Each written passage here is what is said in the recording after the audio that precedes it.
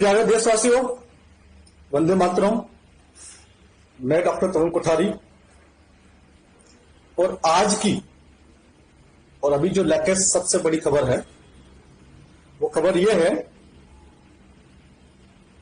कि आप लोगों के लिए नई जेल बनाने का काम प्रारंभ हो चुका है। नई जेलें बनाई जा रही है। ये देखिए, ये हमारे पास एनडीटीवी की खबर है। इसके अंदर भारत सरकार ने 1800 करोड़ रुपए दिए हैं नई जेलों के निर्माण के लिए। यह प्रारंभिक राशि है, बाद में इस राशि को और दिया जाएगा। ये जेल किसके लिए बनाई जा रही है? ये जेल उनके लिए बनाई जा रही है जो वैक्सीन नहीं लेंगे, जो टीका नहीं लेना चाहते हैं, उनके लिए जेल बन रही है। पूरे देश में जगह जगह कई जगहों पर नई जेल बन रही है। इसके लिए भारत सरकार ने 1800 करोड़ रुपए का इनिशियल फंडिंग, प्रारंभिक फंडिंग दिया है। ये एनडीटीवी की एक खबर है जिसके अंदर नई जेलों के निर्माण की बात लिखी गई है। अब बात करते हैं फिलीपींस के राष्ट्रपति ने क्या बोला है, ये आप देखिए। Philippines Duterte threatens vaccine decliners with jail animal drug. Philippines के राष्ट्रपति ने वैक्सीन को नहीं लेने वालों को धमकी दी है कि या तो जेल भेज दूंगा या तुमको जानवरों वाली दवाई इंजेक्शन लगाऊंगा। ये फिलीपींस के राष्ट्रपति का कहना है। ये क्या है, फिलीपींस के राष्ट्रपति क्या कह रहे हैं? यू चूज वैक्सीन और I will have you gelled. या तो वैक्सीन लगवाओ या मैं तुमको जेल में डाल दूंगा। ये ड्यूटेर्टे जो फिलीपींस के राष्ट्रपति, उनका कहना है।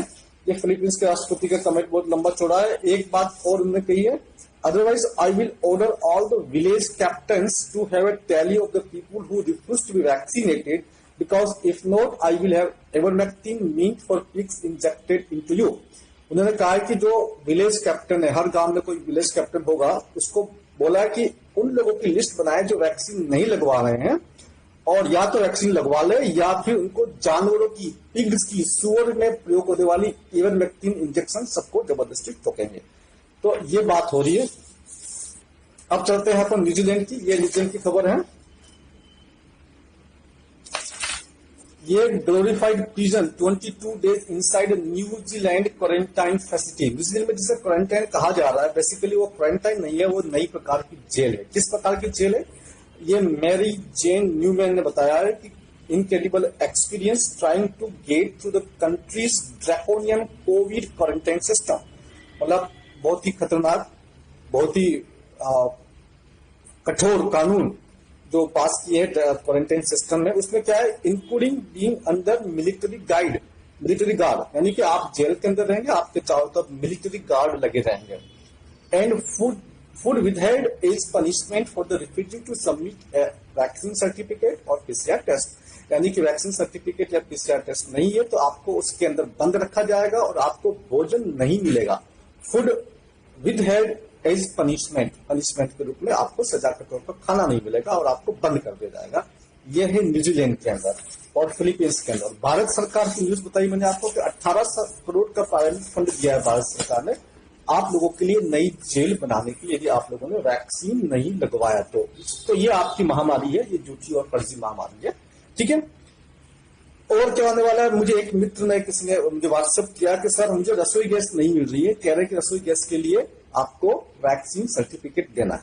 तो पहले मैं आपको 1.5 साल से बता रहा था कि कहीं मॉल में जाएंगे, स्कूल में जाएंगे, कहीं भी जाएंगे, आपसे वैक्सीन सर्टिफिकेट मांगेंगे। अभी जैसे ही स्कूल खुलेंगे आपको ये तीसरी वेव तथाकथित, ये जो पहले से लेके आ रहे हैं, तीसरी वेव आ रही, तीसरी वेव आ रही, तीसरी वेव, ये सब कुछ प्री प्लान तरीके से है ना। वेव कुछ नहीं है, टेस्ट बढ़ाएंगे, जैसे टेस्ट बढ़ाएंगे वो कैश बढ़ेंगे, बोलेंगे तीसरी वेव आ गई है। और जिसको बच्चा जो मर रहा है उसको बोलेंगे जी तो कोरोना से मर गया। कुछ मिसमैनेजमेंट से मरेंगे, कुछ खतरनाक दवाई से मरेंगे, वो सब की गिनती कोरोना के अंदर हो जाएगी और आपको बताया जाएगा कि थर्ड वेव आ गई है। तो ऐसी स्थिति में आपके सामने क्या ऑप्शन है, आप क्या कर सकते हैं?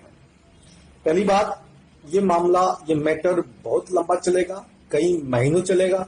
तीसरी के बाद चौथी, पांचवी, छठी कुछ भी आ सकती है, इसकी कोई गारंटी नहीं। जब तक आप लोग विरोध नहीं करेंगे, जब तक आप लोग सड़कों पर नहीं आएंगे, तब तक ये लहरें आती रहेगी, क्योंकि ये लहरें इनको लाने का तरीका है, इनका अपना एक सिस्टम है।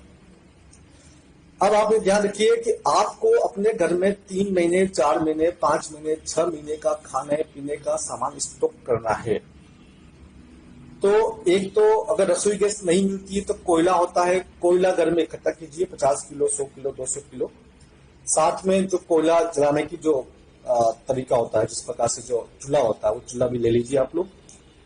और घर में खाने के सामान मूंगफली, चने वगैरह रखिए। इसके अलावा दालें रखिए, चावल, गेहूं रखिए, 200 किलो रखिए, ताकि आपको विपरीत परिस्थिति में 3 महीने, 4 महीने, 6 महीने घर के अंदर बंद रह करके सब कुछ अपना जीवन चलाना हो, अपने परिवार का तो आप लोग चला सके। और एक महत्वपूर्ण बात यह कि सारे के सारे बैंक कोलैप्स होने वाले हैं। जो बैंक कोलैप्स होंगे तो बैंक में रखा सारा पैसा आपका डुबो दिया जाएगा और आपको एक न्यूनतम पैसा प्रति माह दिया जाएगा, उससे आप काम चला सकते। उसके लिए भी एक शर्त होगी कि उनका डिजिटल आईडी लेना पड़ेगा, डिजिटल सर्टिफिकेशन लिखना पड़ेगा। तो ये आपको वैश्विक गुलामी का जो षड्यंत्र है, जो दज्जाल का जो षड्यंत्र, उस षड्यंत्र के तहत आपको गुलाम बनाने की सारी तैयारी हो चुकी है। तो बैंक सब कोलैप्स होने वाले हैं, बैंकों का रखा हुआ पैसा डूबने वाला है। तो सारा बैंक जो पैसा रखा हुआ उसको निकाल दीजिए। अगर कोई एफडी है तो एफडी को तुड़वा लीजिए। हो सके तो सोने में, चांदी में निवेश कर सकते हैं, या चाहे तो अपना कुछ पैसा जो है कैश अपने घर में रखें, या खाने पीने का सामान लेकर रख ले। अभी खाने पीने का सामान पिछले साल मैंने कहा था कि खाने पीने का सामान बहुत महंगा हो जाएगा, और अभी आप देख रहे हैं कि 50% से ऊपर महंगा हो गया। अभी और महंगा होगा, तो कुछ सामान स्टॉक कर लीजिए। इससे आपको 2 फायदे होंगे, पैसा नहीं डूबेगा बैंक में रखा हुआ, और खाने पीने का सामान सस्ती दरों में अभी आपको मिल जाएगा। और एक और बात, अंतिम बात, एक छोटा मोटा हथियार जरूर आप लोग खरीद लीजिए, चाहे वो रिवॉल्वर हो, चाहे पिस्तौल हो, चाहे चाकू हो। वो आपकी रक्षा के लिए काम आएगा। यदि कोई जबरदस्ती करता है आपके साथ में, कोई जबरदस्ती आपके घर के अंदर घुसता है, तो आप अपनी रक्षा कर पाएंगे, अन्यथा आप अपनी रक्षा नहीं कर पाएंगे। कुछ बातें समय से पहले मालूम चल जाती हैं, तो उसका ध्यान रखिए। भगवान मनु, जिनको हम मुस्लिम लोग पैगंबर नूह कहते हैं, और जिनको ईसाई लोग भी पैगंबर नूह कहते हैं, तो पैगंबर नूह या पैगंबर नूह या भगवान मनु, उन्होंने नाव तब बनाई थी जब बारिश नहीं हो रही थी। तब कुछ लोग हंस रहे थे कि बारिश लगातार 40 दिन तक बारिश होगी, कैसी बेवकूफी वाली बात कर रहे हैं। तो कुछ लोग हंसते हैं, उनको हंसने दीजिए, अपना काम करते रहिए।